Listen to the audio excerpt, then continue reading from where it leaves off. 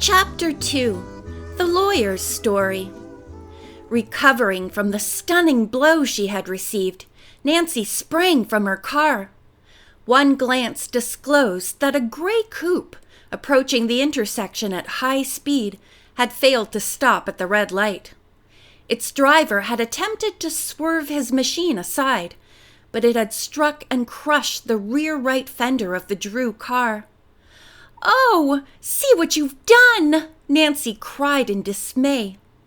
The man in the other machine, a young fellow of perhaps 22, with red hair and a tiny brush of a mustache, sat gripping the steering wheel. He took a handkerchief from his pocket and nervously wiped his forehead. "I am sorry," he apologized in a high-pitched voice. "I didn't see the light change until it was too late to stop." As Nancy inspected the damage, she said, "You must have been disobeying the speed laws, or you never would have crashed into me so hard." "I might have been going a little too fast," admitted the young man.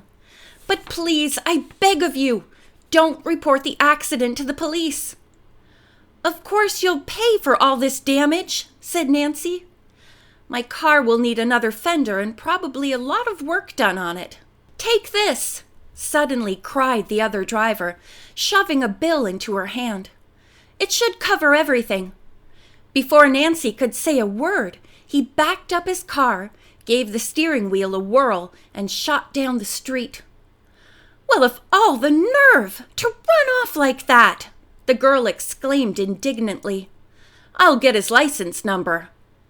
Before the auto was lost around a bend in the road, Nancy made certain of the numbers. After writing them down on the back of an old envelope, she glanced at the money in her hand. To her surprise, she saw that she was holding a $100 bill. "He paid me generously enough," she thought, somewhat mollified. "I doubt that it will cost this much to get the car repaired." While it was clear to Nancy that the young man must be a person of considerable means, she was puzzled by his actions. Why, she wondered, had he feared to have the accident reported? By nature, Nancy had an inquiring mind, and it was this faculty which more than once had drawn her into adventure and intrigue. Years earlier, she had aided her father in solving a mystery case, familiarly known to her friends as The Secret of the Old Clock. Since then, he had often assigned special sleuthing work to her. Many other persons sought her aid in handling problems of mystery, so the girl had gained an enviable reputation as an amateur detective. Her latest exploits, told in The Clue of the Tapping Heels, concerned an unfortunate lad whose cruel guardian sought to profit at his expense. In bringing the man to justice, Nancy and her chums also met and aided an elderly actress who had suffered a reverse of fortune. They assisted in presenting a remarkable stage show and devised their own tap dance routine which could be executed in code. This same dance served a more vital purpose than entertainment, when the girls found themselves confronted with a situation which demanded quick thinking and courage. Nancy's thoughts were far removed from mystery as she ruefully inspected the damaged car.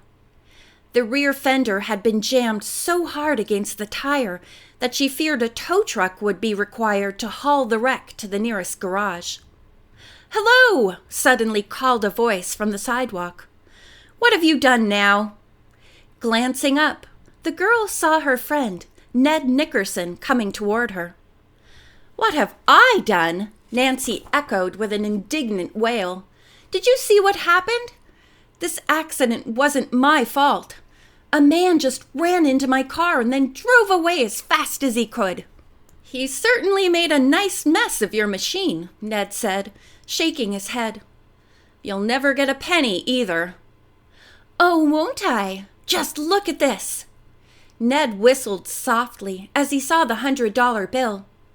"Maybe it's counterfeit." "If it isn't genuine, then I'll trace down the man and send him to jail. I took his license number before he got away. Do you think I can get the car fixed for $100? Ned gave her an amused glance.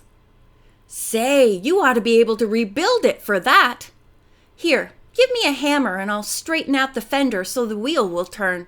He dived for the tools in the rear compartment. Soon he had hammered the bent metal into a semblance of its former shape. "I know a reliable garage down the street a block," the boy told her. "Jones Brothers." "Will you ride along with me?" Nancy pleaded. "You know just what needs to be done, and I don't." "Maybe I could help some," the young man acknowledged, pleased at the compliment. "Sure, I'll be glad to go along." The car bumped slowly down the street, attracting considerable attention from pedestrians.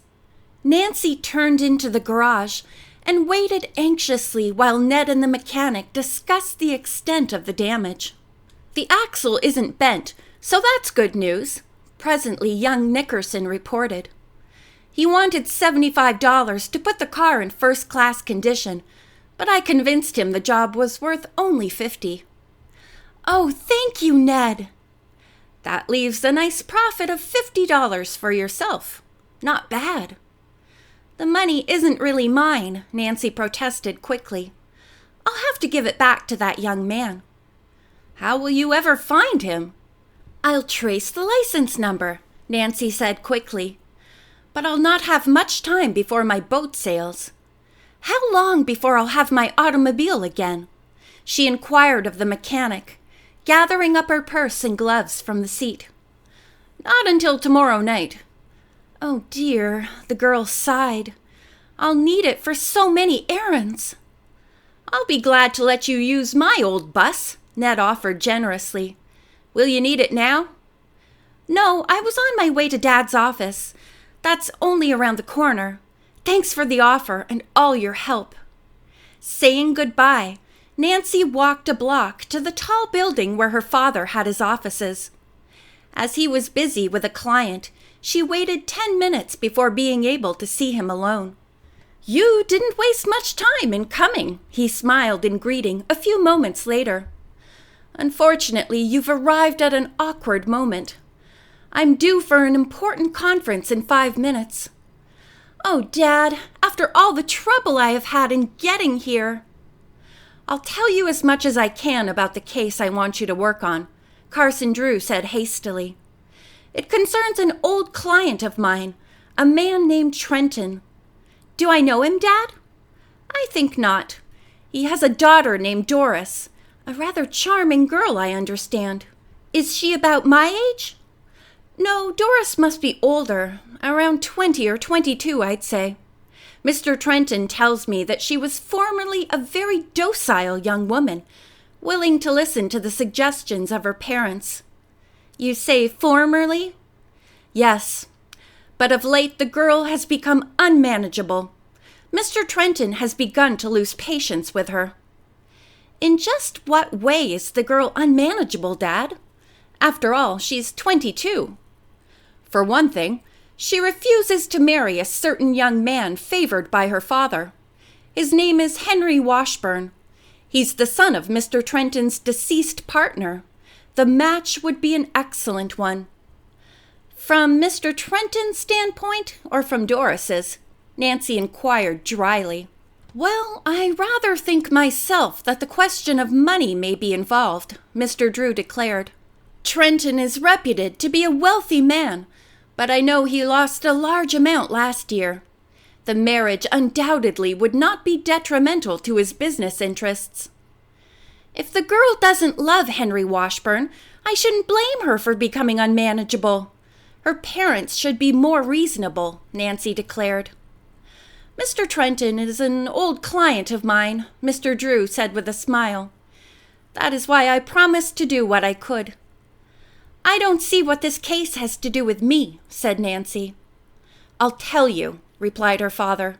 "Mr. Trenton has reached the point where he threatens to disinherit Doris unless she obeys his wishes. Now, as she is sailing, Nancy was destined to learn no more, for at that moment a secretary came into the room to say Mr. Drew's client had arrived. "We'll talk further about this later," the lawyer said, dismissing his daughter with a wave of the hand. Tell Hannah I may be late to dinner." Nancy walked home slowly, thinking over what her father had told her. He had been so busy that she had not even had an opportunity to mention the automobile accident, but that news would keep. Drawing near her home, Nancy was somewhat surprised to notice a chauffeur-driven car standing in front of the door. She stared curiously at it as she walked around the house, wondering to whom it might belong. Scarcely had the girl entered the kitchen when Hannah Gruen came hurrying from the living room to speak to her. "Nancy, that woman is in there waiting for you," she whispered. "What woman?" "Why, the one I was telling you about. She telephoned earlier this afternoon, and when she came a while ago, she said she'd stay here until you got back." Slowly, Nancy removed her hat and gloves. "I'll talk with her in just a moment, Hannah." "I wouldn't if I were you," the housekeeper warned the girl soberly. "I can tell she's provoked about something you've done. If I were you, I'd slip out the back way and not return until she is gone." End of chapter 2.